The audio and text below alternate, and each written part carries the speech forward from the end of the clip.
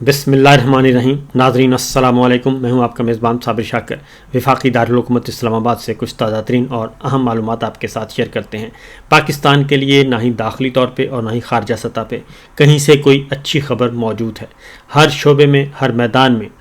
پاکستان تنزلی کا شکار ہے۔ یہ بات باقی پوری قوم کو سمجھ آ رہی ہے، تمام ایکسپرٹس کو سمجھ آ رہی ہے، تمام اداروں کو سمجھ آ رہی ہے، لیکن صرف ایک شخص کو یہ بات سمجھ نہیں آ رہی، اور وہ جو اس جعلی نظام کے خالق ہیں، بادشاہ سلامت۔ ان کو سمجھانے کی بہت کوشش کی جا رہی ہے کہ بادشاہ سلامت ایسا نہ کریں، یہ معاملات اس طرح نہیں چلتے، پاکستان کی قومی سلامتی خطرے میں ہے، اور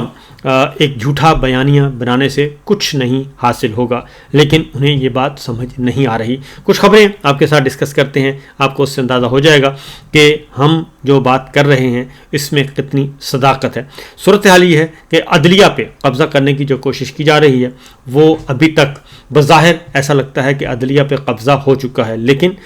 مزاحمت چل رہی ہے اور آوازیں اٹھ رہی ہیں، یہ وکلا برادری سے بھی، یہ جوڈیشری سے بھی، اور اب وہاں سے بھی آوازیں اٹھ رہی ہیں۔ اب ان لوگوں کے بھی استعفے آ رہے ہیں جو کہ حکومتی سائٹ پہ بیٹھتے تھے اور حکومت جو کہتی تھی وہ کرتے تھے، لیکن اب معاملہ جبر کا اس حد تک آ چکا ہے، اتنی غیر آئینی اور غیر قانونی اقدامات اٹھائے جا رہے ہیں کہ اب ان کا بھی پیمانہ صبر لبریز ہو گیا ہے۔ صورتحال یہ ہے کہ اسلام آباد بار نے بھی 3 ٹرانسفر ججز کے خلاف 5 ججز کی سپریم کورٹ میں پیٹیشن دائر کرنے کی مکمل حمایت کر دی ہے۔ یعنی جو امپورٹ کیے گئے تھے آنریبل ججز اسلام آباد ہائی کورٹ میں، اور یہاں پہ سینیارٹی کو تہو تیغ کر کے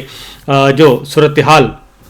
پیدا کی گئی اور ڈوگر صاحب کو قائم مقام چیف جسٹس بنا دیا گیا، اور جو ایکچوئل جو وہاں کی سینئر جج تھے، جو ایکچوئل اسلام آباد ہائی کورٹ کے جج تھے، ان کو دھکیل دیا گیا پیچھے۔ بنیادی وجہ صرف ایک ہی ہے کہ جعلی نظام کو بچایا جائے، اور جو الیکشن چوری کی پیٹیشنز ہیں ان پہ ذرا اپنا قبضہ جمایا جائے، اور یہی کام سپریم کورٹ میں کیا گیا۔ تو لہٰذا اسلام آباد بار کی بغیر پروسیس اور نئے حلف کے بغیر ججز ٹرانسفر کی مذمت کر دی گئی ہے، اور اسلام آباد بار کی ایگزیکٹو کی جانب سے عدالتی معاملات میں بھی مداخلت کی گئی ہے، اور جو پیٹیشن فائل کی گئی ہے سپریم کورٹ آف پاکستان میں اس سارے معاملے کو، کیونکہ اسلام آباد ہائی کورٹ کے 5 آنریبل ججز انصاف مانگنے اس غیر آئینی اقدام کے مقابلے میں گئے ہوئے ہیں سپریم کورٹ، اور اس پیٹیشن کی حمایت کر دی ہے، اور صدر نعیم گجر اور سیکرٹری بار کی جانب سے یہ اعلامیہ جاری کر دیا گیا ہے، کیونکہ جو حالیہ الیکشنز ہوئے ہیں وکلا ہائی کورٹ بار ایسوسیشنز کے پنجاب بھر میں، اس میں پاکستان تحریک انصاف کے حمایت یافتہ جو امیدواران ہیں وہ میجورٹی انہی کی جیتی ہے، لہذا یہ ایک بری خبر ہے اس کے لیے۔ ایک اور خبر اسی سے جڑی ہے، جوڈیشری سے متعلق ہی ہے، اور اس کا بھی اثر یقیناً پڑے گا، اور وہ ہیں جناب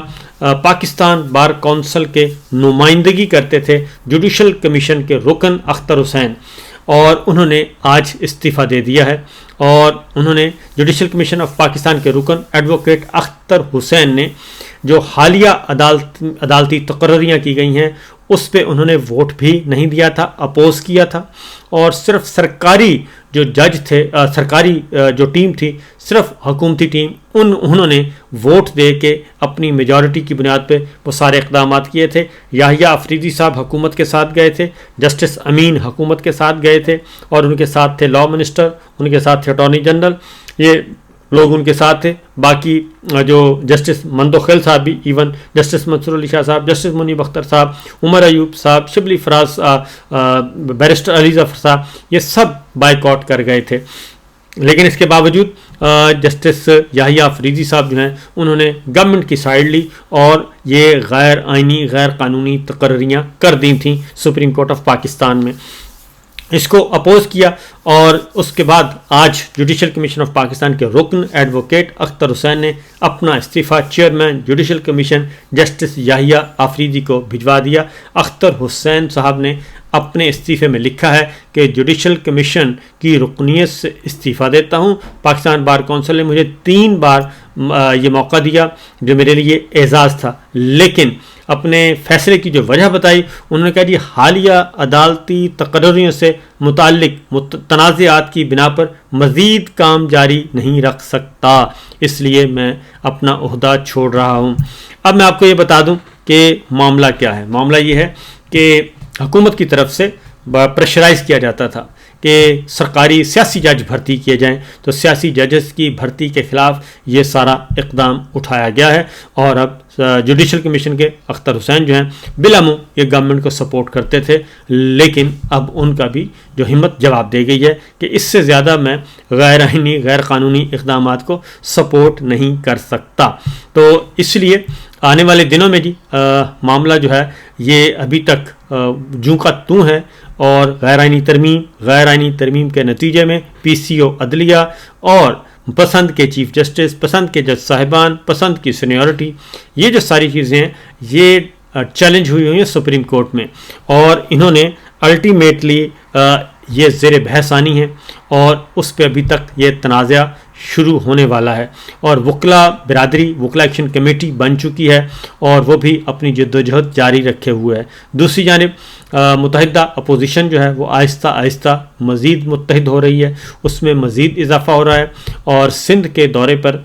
گئی ہوئی پاکستان تحریک انصاف اور اپوزیشن رہنماؤں کی جماعت جو ہے لیڈرشپ، ان کی ملاقاتیں ہو رہی ہیں، اور وہ جہاں جہاں جا رہے ہیں ان کا پرتپاک استقبال کیا جا رہا ہے، اور عوامی رد عمل اور عوام میں جو بے چینی پائی جاتی ہے موجودہ جعلی نظام کے خلاف وہ نظر آ رہی ہے، اور یہ فسطائیت جو ہے یہ صرف فسطائیت اور پولیس گردی صرف پنجاب میں نہیں ہے، یہ صرف مریم گردی نہیں ہے، بلکہ یہ سندھ میں بھی اسی نوعیت کی پولیس گردی اور اسی جو ہے پارٹی گردی وہاں پہ بھی موجود ہے، اور وہاں پہ بھی لوگوں کو انتقام کا نشانہ بنایا جا رہا ہے۔ کل جی ڈی اے کے ساتھ ان کی ملاقات ہوئی تھی اپوزیشن رہنماؤں کی، اپوزیشن لیڈرشپ کی، پھر کراچی پریس کلب میں انٹریکشن ہوا، اور وہاں پہ بھی ان کی پھر قائد اعظم کے مزار پر جانا تھا اس اپوزیشن لیڈرشپ نے، تو وہاں پہ تالے لگوا دیے گئے، اور اس طریقے سے ہر طرف قبضہ جمانے کی کوشش کی جا رہی ہے، اور کہیں کور کمانڈر ہاؤس کو جناح ہاؤس کا نام دے دیا جاتا ہے، کہیں قائد اعظم محمد علی جناح کے مزار پہ تالے لگوا دیے جاتے ہیں، اور کہیں کچھ کروایا جاتا ہے۔ تو یہ فسطائیت جو ہے یہ ختم ہونے پہ نہیں آ رہی، اور یہ ان کی چھوٹی چھوٹی یہ حرکتیں جو ہیں پوری دنیا میں بدنام ان کو کر رہی ہیں۔ تو بہرحال حیدرآباد میں جی ان کا استقبال ہوا ہے، پرتپاک استقبال ہوا ہے، اور جو سندھ کے عوام ہیں وہ بھی ایک مسیحا کی تلاش میں ہیں اور مسیحا کے انتظار میں ہیں۔ تو بہرحال دیکھتے ہیں کہ اس سے آگے کیا صورتحال ہے۔ دوسری جانب مولانا فضل الرحمان صاحب کی طرف سے یہ بات کہی گئی ہے کہ جناب متحدہ اپوزیشن الائنس کا حصہ بننے کے لیے کسی قسم کی کوئی شرط عائد نہیں کی گئی، یہ فیک نیوز پھیلائی جا رہی ہیں، سرکاری پروپیگنڈا ہے، اس کے علاوہ کچھ نہیں ہے۔ تو بہرحال دیکھتے ہیں جناب، یہ تو عملی طور پہ جب ساری چیزیں سامنے آئیں گی تو پتہ چلے گا کہ کس حد تک اس میں صداقت ہے۔ اب آتے ہیں جو بڑی خبر ہے، یہ تو داخلی طور پہ ان کو مسائل ہی مسائل ہیں جناب بادشاہ سلامت کے لیے۔ اب ایک اور مسئلہ بھی ہے، یہ معیشت کے بارے میں بہت کچھ کہتے ہیں، لیکن گردشی قرضہ حکومت کی بینکوں سے 1240 ارب روپے قرض لینے کی ایک اور کوشش کی جا رہی ہے، اور اس وقت 2381 ارب روپے کے قریب ہے قرضہ، اور ڈسکاؤنٹ ریٹ 22% سے گھٹ کر 12% کہتے ہیں جی ہو گیا ہے۔ تو لہٰذا مزید جو ہے وہ 1240 ارب روپیہ جو ہے وہ مزید قرض لینے کی کوشش کی جا رہی ہے، اور یہ قرضوں کی معیشت چل رہی ہے، جسے جناب بادشاہ سلامت جو ہیں وہ ہر روز کہتے ہیں، اور ان کے ترجمان جو ہیں خاص طور پہ وہ ہر روز کہتے ہیں، اور پتہ نہیں کتنی بے شمار خبریں روزانہ جاری کرتے ہیں، اور یہ ٹی وی چینلز پہ جو خبریں آ رہی ہوتی ہیں اور جو تجزیے آپ کو آ رہے ہوتے ہیں، یہ باقاعدہ طور پہ ایک واٹس ایپ گروپ ہے، واٹس ایپ گروپ کے ذریعے یہ خبریں پھیلائی جاتی ہیں کہ جناب آج ہم نے یہ بیانیہ بنانا ہے معیشت کے حوالے سے، سب ہر طرف اچھا کہنا ہے، لیکن حقیقت یہ ہے کہ ایسا کچھ ہے نہیں۔ تو یہ ہمارے سامنے جو اعداد و شمار پڑے ہیں، یہ انشاءاللہ میں کسی اگلے ویلاگ میں باقاعدہ طور پہ سارے کے سارے آپ کے سامنے رکھوں گا، اور یہ سرکاری اعداد و شمار ہیں، کسی اپوزیشن کے یا میرے یا آپ کے نہیں ہیں، بلکہ یہ سرکاری اعداد و شمار ہیں۔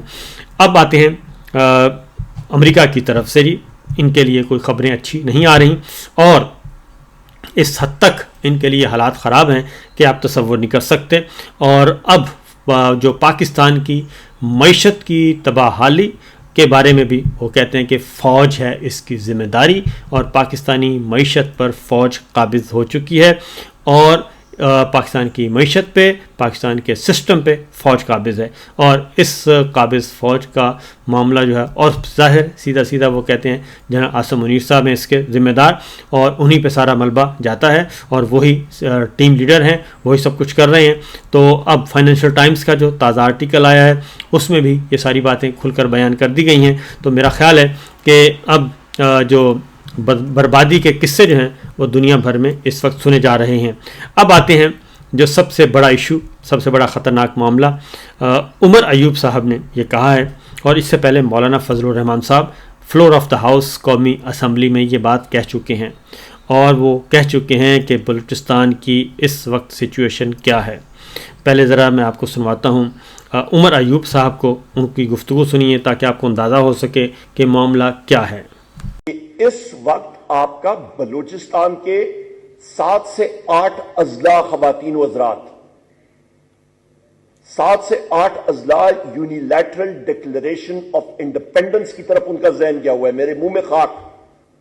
یہ میں قومی اسمبلی میں بات کر چکا ہوں، میڈیا پہ بات کر چکا ہوں، بات کرتا ہوں وہ بلیپ ہو جائے، اور آج ابھی بھی مجھے پورا یقین ہے کہ جو میں بات کروں گا یہ یہاں پہ سینسر ہوگی، پر آج حقیقت ہے۔ اور اس کا نقصان کیا ہوگا؟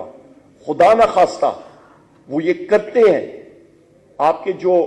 ایکسٹرنل فورسز اور ممالک بیٹھے ہیں وہ یونائٹڈ نیشنز میں جائیں گے اور کہیں گے کہ جی ریکگنائز کریں، اور آپ کے پاس پریسیڈنٹس موجود ہے، ایسٹ پاکستان موجود ہے، آپ کے پاس ساؤتھ ڈارفور ریجن سوڈان کا موجود ہے، آپ کا ایسٹ ٹیمور موجود ہے، اور خدا نہ خواستہ آپ کے پیس کیپنگ فورسز آئیں گے، کون مقابلہ کرے گا؟